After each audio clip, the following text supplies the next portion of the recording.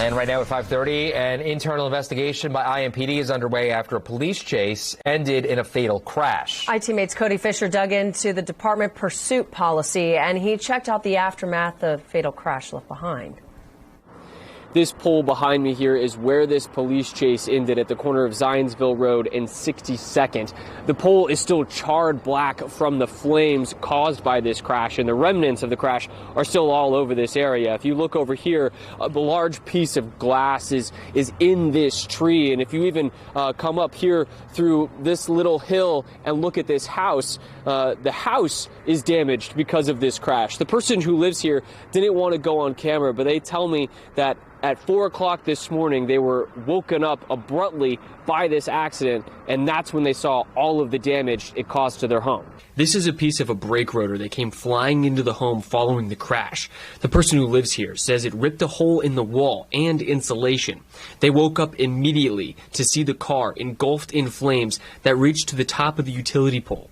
They say they weren't scared until officers started banging on their door. Those officers had been chasing the car before it crashed. IMPD says an off-duty officer originally saw the car on 465 driving under the speed limit and straddling the median. That off-duty officer called on-duty officers in the area. They followed the car, ran the plates, and found the car was reported stolen in Anderson on Monday. Officers tried pulling them over at 71st and Zionsville, but they sped off south. We drove the distance between 71st and Zionsville and 62nd and Zionsville today. The distance of the chase was 1 mile. Since a vehicle pursuit did occur and a fatality occurred, the internal affairs team will conduct a separate and independent investigation.